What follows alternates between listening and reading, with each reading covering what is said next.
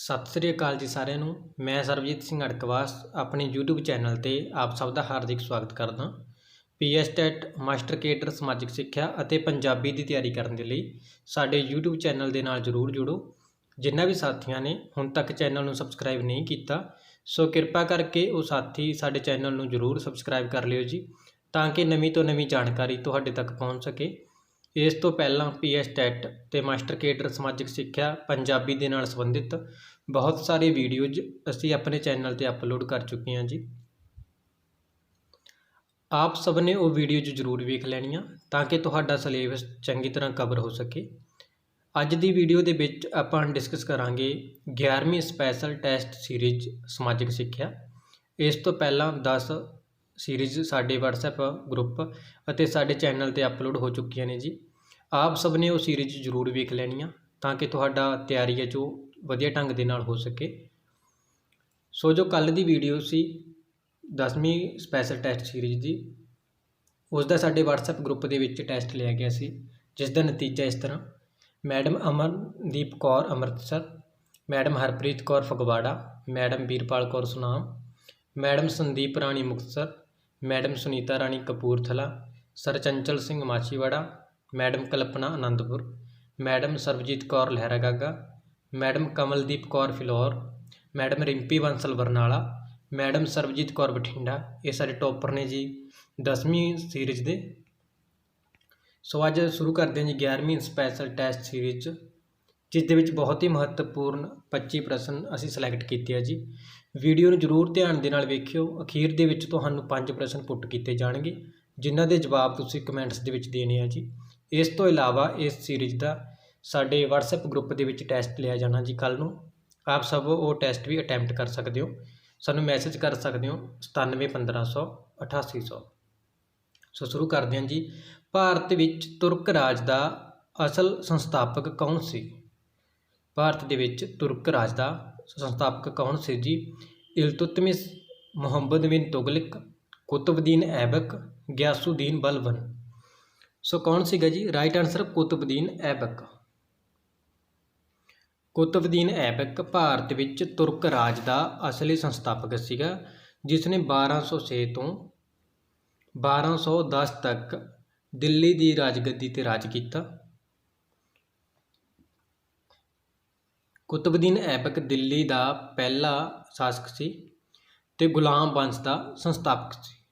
ਯਾਦ ਰੱਖਿਓ ਜੀ, ਕੁਤਬਦੀਨ ਐਬਕ ਤੁਰਕ ਰਾਜ ਦਾ ਅਸਲੀ ਸੰਸਥਾਪਕ ਸੀ, ਜੋ ਮੁਹੰਮਦ ਗੌਰੀ ਦੇ ਸਮੇਂ ਉਸ ਦਾ ਇੱਕ ਗੁਲਾਮ ਰਿਹਾ ਸੀ, ਸੈਨਾਪਤੀ ਰਿਹਾ ਸੀ। ਜਦੋਂ 1192 ਦੇ ਵਿੱਚ ਮੁਹੰਮਦ ਗੌਰੀ ਨੇ ਪ੍ਰਿਥਵੀ ਰਾਜ ਚੌਹਾਨ ਨੂੰ ਹਰਾ ਕੇ ਹਿੰਦੂ ਸ਼ਾਹੀ ਰਾਜ ਦਾ ਅੰਤ ਕਰ ਦਿੱਤਾ ਸੀ, ਤਾਂ ਉਸ ਤੋਂ ਬਾਅਦ ਉਸਨੇ ਕੁਤਬਦੀਨ ਐਬਕ ਨੂੰ ਆਪਣਾ ਜੋ ਉਸ ਦਾ ਸੈਨਾਪਤੀ ਸੀ ਉਸ ਨੂੰ ਭਾਰਤ ਦੇ ਪ੍ਰਦੇਸ਼ਾਂ ਦਾ ਸੂਬੇਦਾਰ ਨਿਯੁਕਤ ਕਰ ਦਿੱਤਾ ਸੀ। ਤਾਂ ਉਸ ਤੋਂ ਬਾਅਦ ਕੁਤਬਦੀਨ ਐਬਕ ਇੱਕ ਆਪ ਸੁਤੰਤਰ ਹੋ ਕੇ ਸ਼ਾਸਕ ਬਣ ਗਿਆ ਸੀ, ਜੋ 1206 ਤੋਂ ਲੈ ਕੇ 1210 ਤੱਕ ਦਿੱਲੀ ਦੀ ਰਾਜਗੱਦੀ ਤੇ ਬਿਰਾਜਮਾਨ ਰਿਹਾ, ਜੋ ਗੁਲਾਮ ਵੰਸ਼ ਦਾ ਸੰਸਥਾਪਕ ਸੀ। ਇਸਨੇ ਮੁਹੰਮਦ ਗੌਰੀ ਦੇ ਸੈਨਿਕ ਜੋ ਮੁਹਿੰਮਾਂ ਸੀ ਉਸ ਦੇ ਵਿੱਚ ਕਾਫੀ ਉਸਦੀ ਮਦਦ ਕੀਤੀ ਸੀ।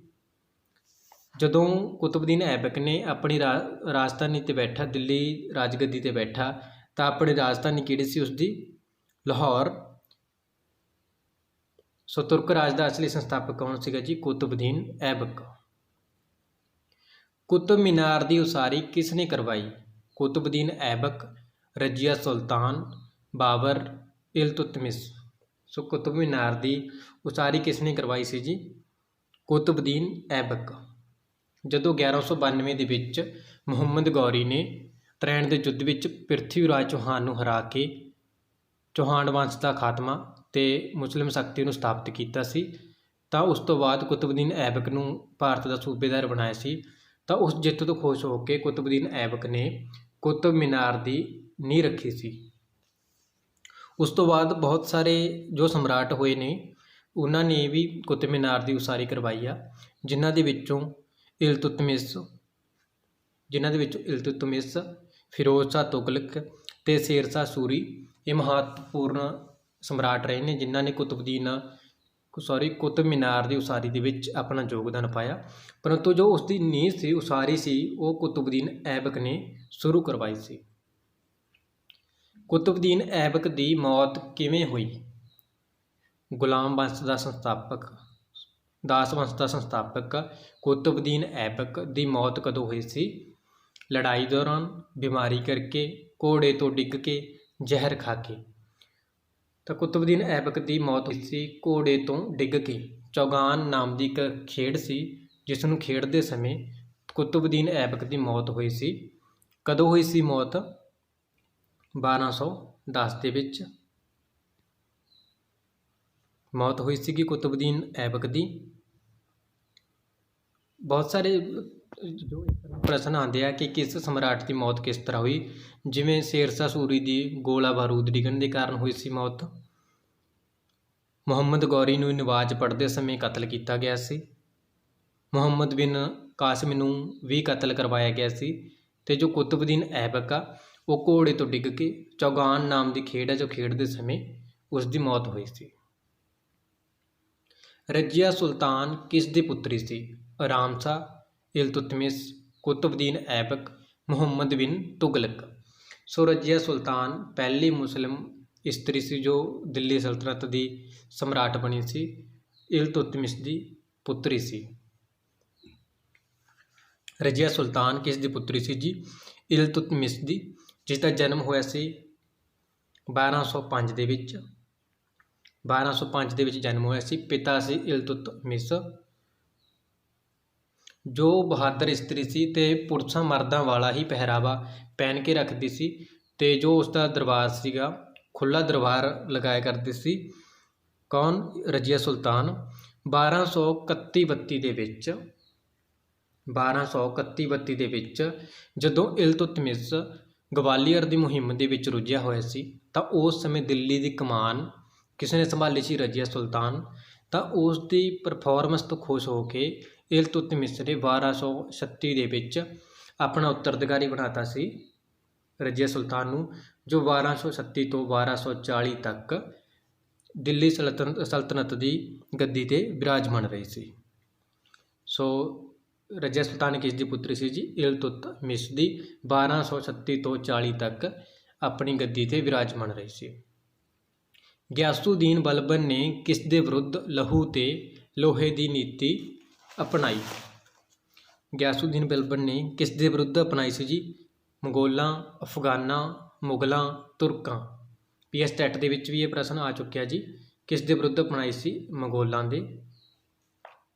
ਗਿਆਸੁਦੀਨ ਬਲਬਨ ਨਸੀਰੁਦੀਨ ਦਾ ਵਜ਼ੀਰ ਸੀ ਜੋ 1266 ਤੋਂ 87 ਤੱਕ ਦਿੱਲੀ ਸਲਤਨਤ ਦੀ ਰਾਜਗੱਦੀ 'ਤੇ ਬੈਠਾ ਰਿਹਾ ਸੀਗਾ।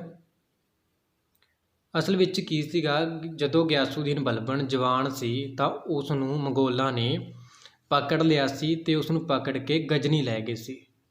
ਗਜ਼ਨੀ ਤੋਂ ਬਾਅਦ ਉਸ ਨੂੰ ਖਵਾਜਾ ਜਮਾਲ ਉਦੀਨ ਕੋਲ ਵੇਚ ਦਿੱਤਾ ਸੀ। ਗਿਆਸੁਦੀਨ ਨੂੰ ਖਵਾਜਾ ਜਮਾਲ ਉਦੀਨ ਕੋਲ ਵੇਚ ਦਿੱਤਾ ਸੀ। ਉਸ ਤੋਂ ਅੱਗੇ ਵਿਕਦਾ ਹੋਇਆ ਜੋ ਗਿਆਸੁਦੀਨ ਬਲਬਨ ਨੂੰ ਕਿਸ ਨੇ ਖਰੀਦ ਲਿਆ ਸੀ? ਇਲਤੁਤਮਿਸ਼ ਨੇ। ਇਲਤੁਤਮਿਸ਼ ਨੇ ਖਰੀਦ ਲਿਆ ਸੀ। ਇਲਤੁਤਮਿਸ਼ ਦਾ ਜੋ ਚਾਲੀਸਾ ਸੀ, 40 ਤੁਰਕੀ ਸਰਦਾਰਾਂ ਦੀ ਇੱਕ ਗਰੁੱਪ ਬਣਾਇਆ ਸੀ ਚਾਲੀਸਾ ਇਲਤੁਤਮਿਸ਼ ਨੇ। ਤਾਂ ਉਹਨਾਂ 40 ਤੁਰਕ ਸਰਦਾਰਾਂ ਦੇ ਵਿੱਚੋਂ ਗਿਆਸੁਦੀਨ ਬਲਬਨ ਇੱਕ ਮਹੱਤਵਪੂਰਨ ਤੁਰਕੀ ਸੀ। ਜੋ ਇਲਤੁਤਮਿਸ਼ ਤੋਂ ਬਾਅਦ ਉਸ ਤੋਂ ਬਾਅਦ ਕੌਣ? ਰਜ਼ੀਆ ਸੁਲਤਾਨ। ਅਤੇ ਰਜ਼ੀਆ ਸੁਲਤਾਨ ਤੋਂ ਬਾਅਦ ਦਿੱਲੀ ਸਲਤਨਤ ਦੀ ਰਾਜਗੱਦੀ 'ਤੇ ਬਿਰਾਜਮਾਨ ਹੋਇਆ ਸੀ। ਤਾਂ ਜਦੋਂ ਉਹ ਆਪਣੀ ਗੱਦੀ 'ਤੇ ਬਿਰਾਜਮਾਨ ਹੋਇਆ ਤਾਂ ਉਸ ਨੇ ਸਭ ਤੋਂ ਪਹਿਲਾਂ ਮੁਗਲਾਂ ਦੇ ਵਿਰੁੱਧ ਲਹੂ ਅਤੇ ਲੋਹੇ ਦੀ ਨੀਤੀ, iron and blood the policy ਅਪਣਾਈ ਸੀ, ਜਿਸ ਨਾਲ ਉਹ ਮੁਗਲਾਂ ਦਾ ਖਾਤਮਾ ਕਰਨਾ ਚਾਹੁੰਦਾ ਸੀ। ਮੰਗੋਲ ਕੌਣ ਸੀ? ਮੱਧ ਏਸ਼ੀਆ ਦੀ ਇੱਕ ਲੜਾਕੂ ਜਾਤੀ ਸੀ। ਸੋ ਨੈਕਸਟ ਕਰਾਂਗੇ ਜੀ, ਭਾਰਤ ਵਿੱਚ ਦਾਸ ਵੰਸ਼ ਦਾ ਅੰਤ ਕਿਸ ਨੇ ਕੀਤਾ? ਦਾਸ ਵੰਸ਼ ਦੀ ਸਥਾਪਨਾ ਕੀਤੀ ਸੀ ਕੁਤਬਉਦੀਨ ਐਬਕ ਨੇ। ਸ਼ੁਰੂਆਤ ਕੀਤੀ ਸੀ ਕੁਤਬਉਦੀਨ ਐਬਕ ਨੇ। ਮੁਹੰਮਦ ਗੌਰੀ ਤੋਂ ਬਾਅਦ ਰਾਜਗੱਦੀ 'ਤੇ ਬੈਠਿਆ ਸੀ। ਅਤੇ ਖਾਤਮਾ ਕਿਸ ਨੇ ਕੀਤਾ? ਗਿਆਸੁਦੀਨ ਬਲਬਨ, ਜਲਾਲਉਦੀਨ ਖਿਲਜੀ, ਰਜ਼ੀਆ ਸੁਲਤਾਨ, ਕੁਤਬਉਦੀਨ ਐਬਕ।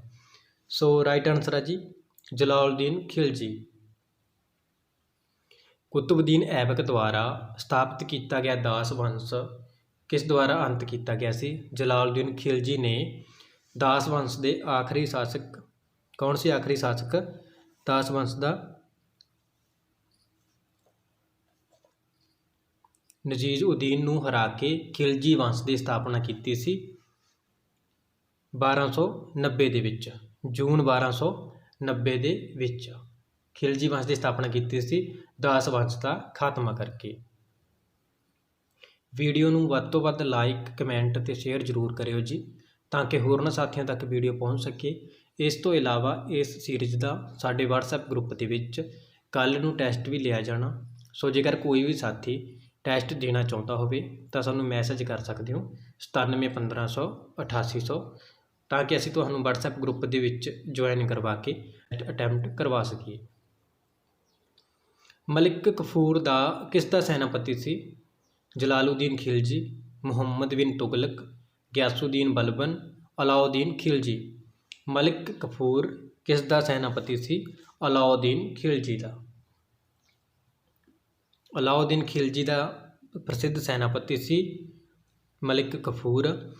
ਮਲਿਕ ਕਫੂਰ ਨੂੰ ਅਲਾਉਦੀਨ ਖਿਲਜੀ ਦਾ ਇੱਕ ਸੈਨਾਪਤੀ ਸੀ ਨੁਸਰਤ ਖਾਂ। ਨੁਸਰਤ ਖਾਂ ਉਸ ਦਾ ਸੈਨਾਪਤੀ ਸੀ ਜਿਸ ਨੇ 1299 ਦੇ ਵਿੱਚ ਗੁਜਰਾਤ ਮੁਹਿੰਮ ਦੇ ਸਮੇਂ ਮਲਿਕ ਕਫੂਰ ਨੂੰ ਪਕੜ ਕੇ ਲਿਆਂਦਾ ਸੀ ਅਲਾਉਦੀਨ ਖਿਲਜੀ ਦੇ ਦਰਬਾਰ ਵਿੱਚ। ਤਾਂ ਇੱਕ ਗੁਲਾਮ ਸੀ ਪਹਿਲਾਂ ਮਲਿਕ ਕਫੂਰ ਅਲਾਉਦੀਨ ਖਿਲਜੀ ਦਾ, ਅਤੇ ਉਸ ਤੋਂ ਬਾਅਦ ਉਸ ਨੂੰ ਪ੍ਰਧਾਨ ਸੈਨਾਪਤੀ ਉਸ ਦੀ ਸੈਨਾ ਦਾ ਸੈਨਾਪਤੀ ਬਣਾਇਆ ਗਿਆ ਸੀ ਅਲਾਉਦੀਨ ਖਿਲਜੀ ਦੇ ਸਮੇਂ। ਜ਼ਰੂਰ ਯਾਦ ਰੱਖਿਓ ਜੀ, ਮਲਿਕ ਕਫੂਰ ਅਲਾਉਦੀਨ ਖਿਲਜੀ ਦਾ ਸੈਨਾਪਤੀ ਸੀ ਜਿਸ ਨੂੰ ਨੁਸਰਤ ਖਾਂ ਨੇ 1299 ਦੇ ਵਿੱਚ ਗੁਜਰਾਤ ਦੀ ਮੁਹਿੰਮ ਸਮੇਂ ਪਕੜ ਕੇ ਲਿਆਂਦਾ ਸੀ। ਦਿੱਲੀ ਦੇ ਕਿਹੜੇ ਸ਼ਕਤੀਸ਼ਾਲੀ ਸਮਰਾਟ ਨੂੰ ਬੁੱਧੀਮਾਨ ਮੂਰਖ ਕਿਹਾ ਜਾਂਦਾ? ਅਲਾਉਦੀਨ ਖਿਲਜੀ, ਫਿਰੋਜ਼ ਸ਼ਾਹ ਤੁਗਲਕ, ਮੁਹੰਮਦ ਬਿਨ ਤੁਗਲਕ, ਸਿਕੰਦਰ ਲੋਧੀ। ਸੋ ਬਹੁਤ ਵਾਰ ਪੇਪਰ ਦੇ ਵਿੱਚ ਰਿਪੀਟ ਹੋ ਚੁੱਕਿਆ ਮੋਸਟ ਇੰਪੋਰਟੈਂਟ। ਪੜ੍ਹਿਆ ਲਿਖਿਆ ਮੂਰਖ ਕਿਸ ਨੂੰ ਕਿਹਾ ਜਾਂਦਾ? ਮੁਹੰਮਦ ਬਿਨ ਤੁਗਲਕ। ਕਿਸ ਨੂੰ ਕਿਹਾ ਜਾਂਦਾ ਜੀ? ਮੁਹੰਮਦ ਬਿਨ ਤੁਗਲਕ, ਜੋ 1325 ਤੋਂ 1351 ਤੱਕ 1325 ਤੋਂ 1351 ਤੱਕ ਆਪਣੀ ਰਾਜਗੱਦੀ 'ਤੇ ਬਿਰਾਜਮਾਨ ਰਿਹਾ। ਉਸ ਦਾ ਨਾਮ ਕੀ ਸੀ? ਜੂਨਾ ਖਾਂ। ਮੁਹੰਮਦ ਬਿਨ ਤੁਗਲਕ ਦਾ ਨਾਮ ਕੀ ਸੀ? ਜੂਨਾ ਖਾਂ। ਕਿਸ ਦਾ ਪੁੱਤਰ ਸੀ? ਗਿਆਸੁਦੀਨ ਤੁਗਲਕ ਦਾ। ਮੁਹੰਮਦ ਬਿਨ ਤੁਗਲਕ ਕਿਸ ਦਾ ਪੁੱਤਰ ਸੀ? ਗਿਆਸੁਦੀਨ ਤੁਗਲਕ ਦਾ, ਜੋ ਤੁਗਲਕ ਵੰਸ਼ ਦਾ ਸੰਸਥਾਪਕ ਸੀ। ਮੁਹੰਮਦ ਬਿਨ ਤੁਗਲਕ ਦਿੱਲੀ ਸਮਰਾਟ ਦੇ ਦਿੱਲੀ ਸਲਤਨਤ ਦੇ ਮੱਧਕਾਲੀਨ ਦੇ ਵਿੱਚ ਕਿੰਨੇ ਵੀ ਰਾਜੇ ਹੋਏ ਨੇ, ਉਹਨਾਂ ਦੇ ਵਿੱਚੋਂ ਸਭ ਤੋਂ ਵੱਧ ਪੜ੍ਹਿਆ ਲਿਖਿਆ ਵਿਦਵਾਨ ਸਮਰਾਟ ਹੋਇਆ। ਪਰੰਤੂ ਆਪਣੀਆਂ ਗਲਤ ਨੀਤੀਆਂ, ਗਲਤ ਤਰੀਕਿਆਂ ਨਾਲ ਅਜਿਹਾ ਉਸਨੇ ਆਪਣਾ ਪ੍ਰਭਾਵ ਬਣਾ ਲਿਆ ਸੀ ਕਿ ਉਸ ਨੂੰ ਬੁੱਧੀਮਾਨ ਮੂਰਖ ਕਿਹਾ ਜਾਣ ਲੱਗਿਆ। ਉਸ ਦੇ ਬਹੁਤ ਗਲਤੀਆਂ ਸੀ ਜਿਸ ਕਾਰਨ ਉਸ ਨੂੰ ਕਾਫੀ ਅਪਮਾਨ ਵੀ ਸਹਿਣਾ ਪਿਆ ਸੀ। ਸੋ ਬੁੱਧੀਮਾਨ ਮੂਰਖ ਕਿਸ ਨੂੰ ਕਿਹਾ ਜਾਂਦਾ? ਮੁਹੰਮਦ ਬਿਨ ਤੁਗਲਕ ਨੂੰ। ਚੌਲ ਰਾਜ ਪ੍ਰਬੰਧ ਦੀ ਸਭ ਤੋਂ ਛੋਟੀ ਇਕਾਈ ਦਾ ਨਾਮ? ਮੰਡਲਮਜ਼, ਬਲੇਡੂ, ਸਭਾ, ਨਾਡੂ। ਚੌਲ ਰਾਜ ਪ੍ਰਬੰਧ ਦੀ ਸਭ ਤੋਂ ਛੋਟੀ ਇਕਾਈ ਸੀ ਜੀ ਗ੍ਰਾਮ ਸਭਾ। ਸਭ ਤੋਂ ਛੋਟੀ ਇਕਾਈ ਗ੍ਰਾਮ ਸਭਾ। ਉਸ ਸਮੇਂ ਪ੍ਰਾਂਤ ਨੂੰ ਕੀ ਕਿਹਾ ਜਾਂਦਾ ਸੀ ਜੀ? ਮੰਡਲ। ਪ੍ਰਾਂਤ ਨੂੰ ਮੰਡਲ ਕਿਹਾ ਜਾਂਦਾ ਸੀ। ਡਿਵੀਜ਼ਨ ਨੂੰ ਵਲਨਾਡੂ। ਡਿਵੀਜ਼ਨ ਨੂੰ ਕੀ ਕਿਹਾ ਜਾਂਦਾ ਸੀ? ਵਲਨਾਡੂ। ਅਤੇ ਜ਼ਿਲ੍ਹੇ ਨੂੰ ਕੀ ਕਿਹਾ ਜਾਂਦਾ ਸੀ ਜੀ? ਨਾਡੂ। ਤਹਿਸੀਲ ਨੂੰ ਕੁਰਮ। ਯਾਦ ਰੱਖਿਓ ਜੀ, ਪ੍ਰਾਂਤ ਨੂੰ ਕੀ ਕਿਹਾ ਜਾਂਦਾ ਸੀ? ਮੰਡਲ। ਡਿਵੀਜ਼ਨ ਨੂੰ ਕਿਹਾ ਜਾਂਦਾ ਸੀ ਵਲਨਾਡੂ। ਜ਼ਿਲ੍ਹੇ ਨੂੰ ਕੀ ਕਿਹਾ ਜਾਂਦਾ ਸੀ? ਨਾਡੂ। ਤਹਿਸੀਲ ਨੂੰ ਕੁਰਮ ਜਾਂ ਕੋਟਮ, ਅਤੇ ਗ੍ਰਾਮ ਨੂੰ ਗ੍ਰਾਮਿਕ। ਸੋ ਚੌਲ ਰਾਜ ਪ੍ਰਬੰਧ ਦੀ ਸਭ ਤੋਂ ਛੋਟੀ ਇਕਾਈ ਸਭਾ। ਭਾਰਤ ਦੇ ਕਿਹੜੇ ਸਮਰਾਟ ਨੇ ਜ਼ਰੂਰੀ ਵਸਤਾਂ ਦੀਆਂ ਕੀਮਤਾਂ ਬਹੁਤ ਘੱਟ ਨਿਸ਼ਚਿਤ ਕੀਤੀਆਂ ਸਨ? ਅਲਾਉਦੀਨ ਖਿਲਜੀ, ਮੁਹੰਮਦ ਬਿਨ ਤੁਗਲਕ, ਜਲਾਲੁਦੀਨ ਖਿਲਜੀ, ਫਿਰੋਜ਼ ਤੁਗਲਕ। ਸੋ ਬਾਜ਼ਾਰ ਅਤੇ ਕੀਮਤਾਂ ਪ੍ਰਣਾਲੀ ਨਾਲ ਮਹੱਤਵਪੂਰਨ ਸੁਧਾਰ ਕਿਸ ਨੇ ਕੀਤੀ ਸੀ ਜੀ? ਕਿਸ ਨੇ ਕੀਤੀ ਸੀ ਜੀ? ਅਲਾਉਦੀਨ ਖਿਲਜੀ ਨੇ। ਰਾਈਟ ਆਨਸਰ ਅਲਾਉਦੀਨ ਖਿਲਜੀ ਨੇ ਕੀਮਤਾਂ ਦੇ ਵਿੱਚ ਕਾਫੀ ਸੁਧਾਰ ਕੀਤੇ ਸੀ।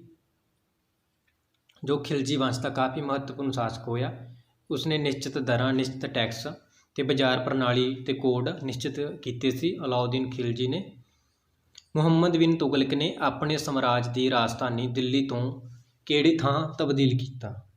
ਆਗਰਾ, ਦੇਵਗਿਰੀ, ਸਿਮਲਾ, ਮਥੁਰਾ। ਸੋ ਰਾਈਟ ਆਨਸਰ ਹੈ ਜੀ ਦੇਵਗਿਰੀ। ਜਿੱਦਾਂ ਆਪਾਂ ਪਹਿਲਾਂ ਪੜ੍ਹ ਕੇ ਆਏ ਹਾਂ, ਮੁਹੰਮਦ ਬਿਨ ਤੁਗਲਕ ਨੂੰ ਪੜ੍ਹਿਆ ਲਿਖਿਆ ਮੂਰਖ ਕਿਹਾ ਜਾਂਦਾ। ਉਸ ਦੀ ਪਹਿਲਾਂ ਰਾਜਧਾਨੀ ਦਿੱਲੀ ਸੀ। ਦਿੱਲੀ ਤੋਂ ਬਾਅਦ ਉਸਨੇ ਆਪਣੀ ਰਾਜਧਾਨੀ ਦੇਵਗਿਰੀ ਬਣਾ ਦਿੱਤਾ ਸੀ ਅਤੇ ਇਸ ਦਾ ਨਾਮ ਵੀ ਚੇਂਜ ਕਰਕੇ ਦੌਲਤਾਬਾਦ ਰੱਖਿਆ ਸੀ। ਇਸ 'ਤੇ ਉਹਦਾ ਕਾਫੀ ਪੈਸਾ ਵੀ ਖਰਚ ਆਇਆ ਸੀ। ਆਰਥਿਕ ਸਥਿਤੀ ਕਾਫੀ ਡਾਊਨ ਹੋਈ ਸੀ। ਉਸ ਦੇ ਦੋ ਕਾਰਨ ਸੀਗੇ ਜਿਸ ਕਾਰਨ ਉਸਨੇ ਆਪਣੀ ਰਾਜਧਾਨੀ ਬਦਲੀ।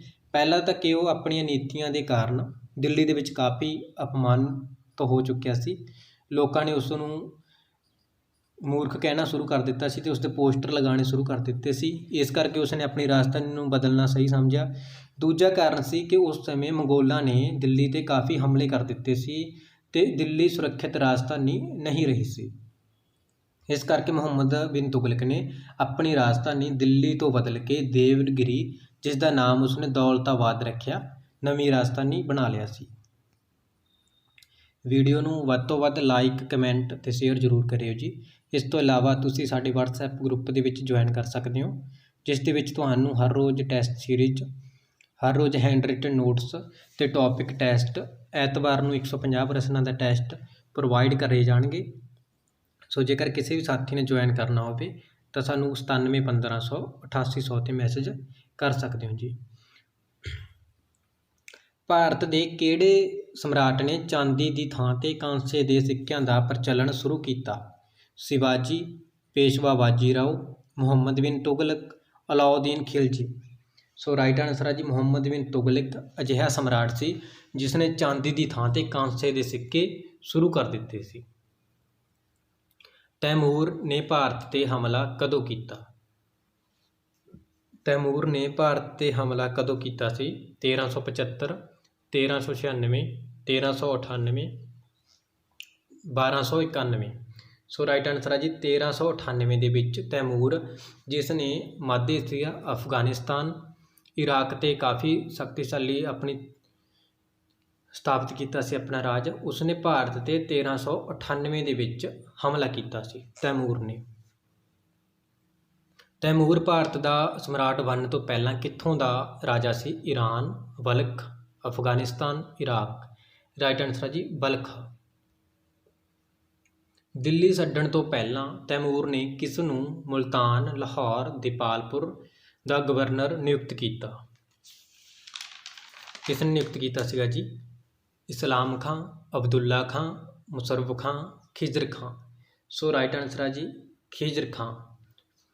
ਤੈਮੂਰ ਨੇ ਜਦੋਂ ਭਾਰਤ 'ਤੇ ਹਮਲਾ ਕੀਤਾ ਸੀ, ਉਸ ਤੋਂ ਬਾਅਦ ਜਦੋਂ ਵਾਪਸ ਗਿਆ ਤਾਂ ਖਿਜ਼ਰ ਖਾਂ ਨੂੰ ਮੁਲਤਾਨ, ਲਾਹੌਰ ਅਤੇ ਦੀਪਾਲਪੁਰ ਦਾ ਗਵਰਨਰ ਨਿਯੁਕਤ ਕੀਤਾ ਸੀ। ਖਿਜ਼ਰ ਖਾਂ ਨੇ ਉਸ ਤੋਂ ਬਾਅਦ ਸੈਯਦ ਵੰਸ਼ ਦੀ ਸਥਾਪਨਾ ਕੀਤੀ ਸੀ ਤੈਮੂਰ ਵੰਸ਼ ਤੋਂ ਬਾਅਦ। ਤੁਗਲਕ ਸਾਮਰਾਜ ਦੇ ਪਤਨ ਤੋਂ ਬਾਅਦ ਖਿਜ਼ਰ ਖਾਂ ਨੇ ਕਿਸ ਵੰਸ਼ ਦੇ ਰਾਜ ਦੀ ਨੀਂਹ ਰੱਖੀ? ਖਿਜ਼ਰ ਵੰਸ਼, ਖਿਲਜੀ ਵੰਸ਼, ਸੈਯਦ ਵੰਸ਼, ਲੋਧੀ ਵੰਸ਼। ਸੋ ਰਾਈਟ ਹੈ ਜੀ ਸੈਯਦ ਵੰਸ਼। ਜਦੋਂ ਤੈਮੂਰ ਨੇ ਖਿਜ਼ਰ ਖਾਂ ਨੂੰ ਮੁਲਤਾਨ, ਲਾਹੌਰ ਅਤੇ ਦੀਪਾਲਪੁਰ ਦਾ ਗਵਰਨਰ ਨਿਯੁਕਤ ਕੀਤਾ ਤਾਂ ਉਸਨੇ ਹੌਲੀ ਹੌਲੀ ਸਮੇਂ ਦਾ ਫਾਇਦਾ ਉਠਾਉਂਦੇ ਹੋਏ ਆਪਣਾ ਸੁਤੰਤਰ ਵੰਸ਼ ਬਣਾਇਆ ਸੀ ਸੈਯਦ ਵੰਸ਼। ਸੈਯਦ ਵੰਸ਼ ਬਣਾਇਆ ਸੀ ਜਿਸ ਨੇ 1414 ਤੋਂ 1451 ਤੱਕ 1414 ਤੋਂ 1451 ਤੱਕ ਸੈਯਦ ਵੰਸ਼ ਦਾ ਰਾਜ ਰਿਹਾ। ਉਸ ਤੋਂ ਬਾਅਦ ਲੋਧੀ ਵੰਸ਼ ਦਾ ਜੋ ਸ਼ਾਸਕ ਸੀਗਾ, ਕੌਣ? ਬਹਿਲੋਲ ਲੋਧੀ, ਉਸ ਨੇ ਸੈਯਦ ਵੰਸ਼ ਦਾ ਖਾਤਮਾ ਕੀਤਾ ਸੀ ਬਹਿਲੋਲ ਲੋਧੀ ਨੇ। ਬਹਿਲੋਲ ਲੋਧੀ ਨੇ ਸੈਯਦ ਵੰਸ਼ ਦੇ ਸ਼ਾਸਕ ਆਲਮ ਸ਼ਾਹ ਨੂੰ ਹਰਾ ਕੇ ਲੋਧੀ ਵੰਸ਼ ਦੀ ਸਥਾਪਨਾ ਕੀਤੀ ਸੀ। ਸੈਯਦ ਵੰਸ਼ ਦੀ ਸਥਾਪਨਾ ਕਦੋਂ ਹੋਈ ਸੀ? ਤੈਮੂਰ ਵੰਸ਼ ਨੂੰ ਖਤਮ ਕਰਕੇ। ਲੋਧੀ ਵੰਸ਼ ਦਾ ਸੰਸਥਾਪਕ ਤੇ ਪਹਿਲਾ ਸਮਰਾਟ ਕੌਣ ਸੀ? ਬਹਿਲੋਲ ਲੋਧੀ, ਇਬਰਾਹਿਮ ਲੋਧੀ, ਸਿਕੰਦਰ ਲੋਧੀ, ਆਲਮ ਸ਼ਾਹ। ਸੋ ਰਾਈਟ ਹੈ ਜੀ ਬਹਿਲੋਲ ਲੋਧੀ। ਬਹਿਲੋਲ ਲੋਧੀ ਨੇ ਸੱਯਦ ਵੰਸ਼ ਦੇ ਸਮਰਾਟ ਆਲਮ ਸ਼ਾਹ ਨੂੰ ਹਰਾ ਕੇ ਬਹਿਲੋਲ ਲੋਧੀ ਨੇ ਲੋਧੀ ਵੰਸ਼ ਦੀ ਸਥਾਪਨਾ ਕੀਤੀ ਸੀ 1451 ਦੇ ਵਿੱਚ, ਜੋ 1526 ਤੱਕ ਰਿਹਾ ਸੀ। ਲੋਧੀ ਵੰਸ਼ ਦਾ ਆਖਰੀ ਸ਼ਾਸਕ ਇਬਰਾਹਿਮ ਲੋਧੀ ਸੀ, ਜਿਸ ਨੂੰ 21 ਅਪ੍ਰੈਲ 1526 ਦੇ ਵਿੱਚ ਪਾਣੀਪਤ ਦੀ ਪਹਿਲੀ ਲੜਾਈ ਦੇ ਵਿੱਚ ਬਾਬਰ ਨੇ ਹਰਾ ਕੇ ਮੁਗਲ ਸਾਮਰਾਜ ਦੀ ਨੀਂਹ ਰੱਖੀ ਸੀ। ਸੋ ਯਾਦ ਰੱਖਿਓ ਜੀ, ਮੋਦੀ ਵੰਸ਼ ਦਾ ਸੰਸਥਾਪਕ ਬਹਿਲੋਲ ਲੋਧੀ, ਆਖਰੀ ਸ਼ਾਸਕ ਇਬਰਾਹਿਮ ਲੋਧੀ। ਕਿਹੜੇ ਸਮਰਾਟ ਨੇ 1503 ਵਿੱਚ ਆਗਰਾ ਸ਼ਹਿਰ ਦੀ ਸਥਾਪਨਾ ਕੀਤੀ? ਆਗਰਾ ਜੋ ਕਾਫੀ ਪ੍ਰਸਿੱਧ ਸ਼ਹਿਰ ਆ, ਆਗਰਾ ਦਾ ਤਾਜ ਮਹਿਲ ਵੀ ਕਾਫੀ ਪ੍ਰਸਿੱਧ ਹੈ। ਸੋ ਆਗਰਾ ਸ਼ਹਿਰ ਦੀ ਸਥਾਪਨਾ ਕਿਸ ਨੇ ਕੀਤੀ ਸੀ? ਇਬਰਾਹਿਮ ਲੋਧੀ, ਸਿਕੰਦਰ ਲੋਧੀ, ਬਹਿਲੋਲ ਲੋਧੀ, ਆਲਮ ਸ਼ਾਹ ਲੋਧੀ। ਸੋ ਰਾਈਟ ਆਨਸਰ ਹੈ ਜੀ ਸਿਕੰਦਰ ਲੋਧੀ। ਸਿਕੰਦਰ ਲੋਧੀ ਨੇ ਆਗਰਾ ਸ਼ਹਿਰ ਦੀ ਸਥਾਪਨਾ ਕੀਤੀ ਸੀ। ਦਿੱਲੀ ਸਲਤਨਤ ਦਾ ਮਹੱਤਵਪੂਰਨ ਵਜ਼ੀਰ ਕਿਸ ਵਿਭਾਗ ਦਾ ਮੁਖੀ ਸੀ? ਸੈਨਾ, ਜਾਸੂਸੀ, ਧਾਰਮਿਕ ਸਿੱਖਿਆ, ਵਿੱਤ ਅਤੇ ਲਗਾਨ। ਸੋ ਵਜ਼ੀਰ ਕਿਸ ਦਾ ਸੀਗਾ ਜੀ? ਵਿੱਤ ਅਤੇ ਲਗਾਨ ਦਾ ਜੋ ਵਿਭਾਗ ਸੀ ਕਾਫੀ ਮਹੱਤਵਪੂਰਨ ਸੀ। 1337 ਦੇ ਵਿੱਚ ਹਰੀਹਰ ਅਤੇ ਬੁੱਕਾ ਨੇ ਕਿਸ ਨੂੰ ਹਰਾ ਕੇ ਵਿਜੇਨਗਰ ਦੀ ਸਥਾਪਨਾ ਕੀਤੀ? Sikandar Lodhi, Muhammad bin Tughlaq, Alam Shah, Ibrahim Lodhi. So right answer ਹੈ ਜੀ ਮੁਹੰਮਦ ਬਿਨ ਤੁਗਲਕ ਨੂੰ। ਮੁਹੰਮਦ ਬਿਨ ਤੁਗਲਕ 1325 ਦੇ ਵਿੱਚ ਰਾਜਗੱਦੀ 'ਤੇ ਬੈਠਾ ਸੀ, ਤਾਂ ਉਸ ਨੂੰ ਪੜ੍ਹਿਆ ਲਿਖਿਆ ਮੂਰਖ ਵੀ ਕਿਹਾ ਜਾਂਦਾ, ਜਿਸ ਦੇ ਵਿੱਚ ਅਯੋਗਤਾ ਸੀ। ਤਾਂ ਉਸ ਦਾ ਫਾਇਦਾ ਚੁੱਕਦੇ ਹੋਏ ਹਰੀਹਰ ਅਤੇ ਬੁੱਕਾ ਨੇ 1337 ਦੇ ਵਿੱਚ ਵਿਜੇਨਗਰ ਰਾਜ ਦੀ ਨੀਂਹ ਰੱਖੀ। ਸਭ ਤੋਂ ਮਹੱਤਵਪੂਰਨ ਇਹਦਾ ਸਮਰਾਟ ਸੀਗਾ। ਸੋ ਹਰੀਹਰ ਬੁੱਕਾ ਨੇ 1337 ਦੇ ਵਿੱਚ ਮੁਹੰਮਦ ਬਿਨ ਤੁਗਲਕ ਨੂੰ ਹਰਾ ਕੇ ਕਿਹੜੇ ਰਾਜ ਦੀ ਨੀਂਹ ਰੱਖੀ ਸੀ? ਵਿਜੇਨਗਰ ਦੀ। ਵਿਜੇਨਗਰ ਦਾ ਸਭ ਤੋਂ ਮਹਾਨ ਸਮਰਾਟ ਮਹਿਮੂਦ ਸ਼ਾਹ, ਆਦਿਲ ਸ਼ਾਹ, ਕ੍ਰਿਸ਼ਨ ਦੇਵ ਰਾਏ, ਹਰੀਹਰ। ਸੋ ਸਭ ਤੋਂ ਮਹੱਤਵਪੂਰਨ ਹੈ ਜੀ ਕ੍ਰਿਸ਼ਨ ਦੇਵ ਰਾਏ। ਬਾਹਮਣੀ ਸਲਤਨਤ ਦੀ ਨੀਂਹ 1347 ਵਿੱਚ ਹਸਨ ਗੰਗੂ ਨੇ ਕਿੱਥੇ ਰੱਖੀ? ਦੌਲਤਾਬਾਦ, ਬੀਦਰ, ਗੁਲਬਰਗਾ, ਬਾਹਮਣੀ। ਯਾਦ ਰੱਖਿਓ ਜੀ 1347 ਦੇ ਵਿੱਚ ਦਿੱਲੀ ਸਲਤਨਤ 'ਤੇ ਬਿਰਾਜਮਾਨ ਕੌਣ ਸੀ? ਮੁਹੰਮਦ ਬਿਨ ਤੁਗਲਕ। ਤਾਂ ਬਾਹਮਣੀ ਸਲਤਨਤ ਦੀ ਨੀਂਹ ਰੱਖੀ ਗਈ ਸੀ 1347 ਦੇ ਵਿੱਚ ਮੁਹੰਮਦ ਬਿਨ ਤੁਗਲਕ ਦੇ ਸਮੇਂ ਦੌਲਤਾਬਾਦ ਦੇ ਵਿੱਚ। ਮੁਹੰਮਦ ਬਿਨ ਤੁਗਲਕ ਨੇ ਆਪਣੀ ਰਾਜਧਾਨੀ ਬਣਾਤਾ ਸੀ ਦੌਲਤਾਬਾਦ, ਦੇਵਨਗਰੀ ਦਾ ਨਾਮ ਬਦਲ ਕੇ ਦੌਲਤਾਬਾਦ ਰੱਖਿਆ ਸੀ। ਤਾਂ ਉੱਥੋਂ ਹੀ ਇੱਕ ਬਾਹਮਣੀ ਸ਼ਾਹ ਨੇ ਬਾਹਮਣੀ ਸਲਤਨਤ ਦੀ ਨੀਂਹ ਰੱਖੀ ਸੀ 1347 ਦੇ ਵਿੱਚ ਦੌਲਤਾਬਾਦ। ਬਾਬਰ ਨੂੰ ਭਾਰਤ ਉੱਤੇ ਹਮਲਾ ਕਰਨ ਦਾ ਸੱਦਾ ਪੱਤਰ ਕਿਸ ਨੇ ਦਿੱਤਾ ਸੀ? ਆਲਮ ਸ਼ਾਹ, ਦੌਲਤ ਖਾਂ ਲੋਧੀ, ਖਿਜ਼ਰ ਖਾਂ, ਮੁਹੰਮਦ ਖਾਂ। ਸੋ ਬਾਬਰ ਨੇ ਭਾਰਤ 'ਤੇ ਹਮਲਾ ਕੀਤਾ ਸੀ, ਤਾਂ ਉਸ ਦਾ ਸੱਦਾ ਪੱਤਰ ਦਿੱਤਾ ਸੀ ਦੌਲਤ ਖਾਂ ਲੋਧੀ ਨੇ, ਜੋ ਉਸ ਸਮੇਂ ਪੰਜਾਬ ਦਾ ਸੂਬੇਦਾਰ ਸੀ। ਅਤੇ ਦਿੱਲੀ ਸਲਤਨਤ ਦੇ ਸਮਰਾਟ ਕੌਣ ਸੀ? ਇਬਰਾਹਿਮ ਲੋਧੀ। ਤਾਂ ਦੌਲਤ ਖਾਂ ਲੋਧੀ ਆਪਣੀ ਸ਼ਕਤੀ ਆਪਣੇ ਹੱਥ ਲੈਣਾ ਚਾਹੁੰਦਾ ਸੀ, ਇਸ ਕਰਕੇ ਉਸਨੇ ਬਾਬਰ ਨੂੰ ਭਾਰਤ 'ਤੇ ਹਮਲਾ ਕਰਨ ਦੇ ਲਈ ਸੱਦਾ ਪੱਤਰ ਦਿੱਤਾ ਸੀ। ਬਾਬਰ ਅਫਗਾਨਿਸਤਾਨ ਦੇ ਕਿਹੜੇ ਕਸਬੇ ਦਾ ਰਹਿਣ ਵਾਲਾ ਸੀ? Peshawar, Kandahar, Kabul. So right answer ਹੈ ਜੀ ਕਾਬੁਲ। ਬਾਬਰ ਨੇ ਇਬਰਾਹਿਮ ਲੋਧੀ ਨੂੰ ਪਾਣੀਪਤ ਦੀ ਪਹਿਲੀ ਲੜਾਈ ਵਿੱਚ ਕਦੋਂ ਹਰਾਇਆ? 1552, 1525, 1526, 1528। ਪਾਣੀਪਤ ਦੀਆਂ 3 ਲੜਾਈਆਂ ਹੋਈਆਂ ਨੇ ਜੀ, 1526, 1556, 1761। ਤਾਂ ਪਾਣੀਪਤ ਦੀ ਜਿਹੜੀ ਪਹਿਲੀ ਲੜਾਈ ਹੋਈ ਸੀ 1526 ਦੇ ਵਿੱਚ 21 ਅਪ੍ਰੈਲ 1526 ਨੂੰ ਪਾਣੀਪਤ ਦੀ ਪਹਿਲੀ ਲੜਾਈ ਹੋਈ ਸੀ, ਜਿਸ ਵਿੱਚ ਬਾਬਰ ਨੇ ਲੋਧੀ ਵੰਸ਼ ਦੇ ਆਖਰੀ ਸ਼ਾਸਕ ਇਬਰਾਹਿਮ ਲੋਧੀ ਨੂੰ ਹਰਾ ਕੇ ਲੋਧੀ ਵੰਸ਼ ਦਾ ਖਾਤਮਾ ਤੇ ਮੁਗਲ ਸਾਮਰਾਜ ਦੀ ਨੀਂਹ ਰੱਖੀ ਸੀ 1526 ਦੇ ਵਿੱਚ। ਭਾਰਤ ਵਿੱਚ ਮੁਗਲ ਸਾਮਰਾਜ ਦਾ ਪਹਿਲਾ ਸਮਰਾਟ Akbar, Sher Shah Suri, Humayun, Babur. So right answer ਹੈ ਜੀ ਬਾਬਰ। ਬਾਬਰ ਨੇ 21 ਅਪ੍ਰੈਲ 1526 ਨੂੰ ਲੋਧੀ ਵੰਸ਼ ਦਾ ਖਾਤਮਾ ਕੀਤਾ ਸੀ ਤੇ ਮੁਗਲ ਸਾਮਰਾਜ ਦੀ ਨੀਂਹ ਰੱਖੀ ਸੀ। ਸੋ ਇਹ ਸੀ 11ਵੀਂ ਸਪੈਸ਼ਲ ਟੈਸਟ ਸੀਰੀਜ਼ ਦੇ ਨਾਲ ਸੰਬੰਧਿਤ 25 ਮਹੱਤਵਪੂਰਨ ਪ੍ਰਸ਼ਨ। ਮੈਨੂੰ ਉਮੀਦ ਹੈ ਆਪ ਸਭ ਨੇ ਵੀਡੀਓ ਬਹੁਤ ਧਿਆਨ ਦੇ ਨਾਲ ਵੇਖੀ ਹੋਏਗੀ। ਤੇ ਪ੍ਰਸ਼ਨ ਤੁਹਾਡੇ ਲਈ ਬਹੁਤ ਫਾਇਦੇਮੰਦ ਹੋਣਗੇ। ਹੁਣ ਇਸ ਵੀਡੀਓ ਦੇ ਵਿੱਚੋਂ 5 ਪ੍ਰਸ਼ਨ ਤੁਹਾਨੂੰ ਪੁੱਟ ਕੀਤੇ ਜਾਣਗੇ, ਜਿਨ੍ਹਾਂ ਦੇ ਜਵਾਬ ਤੁਸੀਂ ਕਮੈਂਟਸ ਦੇ ਵਿੱਚ ਦੇਣੇ ਆ ਜੀ। ਕੁਤਬਦੀਨ ਐਬਕ ਦੀ ਮੌਤ ਕਿਵੇਂ ਹੋਈ? ਕੁਤਬਦੀਨ ਐਬਕ ਦੀ ਮੌਤ ਕਿਵੇਂ ਹੋਈ? ਭਾਰਤ ਵਿੱਚ ਦਾਸ ਵੰਸ਼ ਦਾ ਅੰਤ ਕਿਸ ਨੇ ਕੀਤਾ? ਮਲਿਕ ਕਫੂਰ ਕਿਸ ਦਾ ਸੈਨਾਪਤੀ ਸੀ? ਮੁਹੰਮਦ ਬਿਨ ਤੁਗਲਕ ਨੇ ਨਵੀਂ ਰਾਜਧਾਨੀ ਕਿੱਥੇ ਬਣਾਈ? ਤੈਮੂਰ ਨੇ ਭਾਰਤ 'ਤੇ ਹਮਲਾ ਕਦੋਂ ਕੀਤਾ? ਤੈਮੂਰ ਨੇ ਭਾਰਤ 'ਤੇ ਹਮਲਾ ਕਦੋਂ ਕੀਤਾ? ਸੋ ਇਹਨਾਂ ਪ੍ਰਸ਼ਨਾਂ ਦੇ ਜਵਾਬ ਆਪ ਸਭ ਨੇ ਕਮੈਂਟਸ ਦੇ ਵਿੱਚ ਦੇਣੇ ਆ ਜੀ, ਤਾਂ ਕਿ ਤੁਹਾਡੀ ਤਿਆਰੀ ਵਧੀਆ ਢੰਗ ਨਾਲ ਹੋ ਸਕੇ। ਇਸ ਤੋਂ ਪਹਿਲਾਂ 10 ਸੀਰੀਜ਼ ਅਸੀਂ ਅਪਲੋਡ ਕਰ ਚੁੱਕੇ ਹਾਂ ਜੀ, ਆਪ ਸਭ ਨੇ ਉਹ ਸੀਰੀਜ਼ ਜ਼ਰੂਰ ਵੇਖ ਲੈਣੀਆਂ। ਤਾਂ ਅਸੀਂ ਐਤਵਾਰ ਤੱਕ ਇਹਨਾਂ 10 ਸੀਰੀਜ਼ਾਂ ਦਾ ਆਪਣੇ ਗਰੁੱਪ ਦੇ ਵਿੱਚ ਟੈਸਟ ਵੀ ਰੱਖਾਂਗੇ ਜੀ। ਸੋ ਆਪ ਸਭ ਨੇ ਵਧੀਆ ਢੰਗ ਦੇ ਨਾਲ ਤਿਆਰੀ ਕਰਨੀ ਹੈ ਜੀ। ਵੀਡੀਓ ਨੂੰ ਦੇਖਣ ਦੇ ਲਈ ਆਪ ਸਭ ਦਾ ਬਹੁਤ ਬਹੁਤ ਧੰਨਵਾਦ ਜੀ।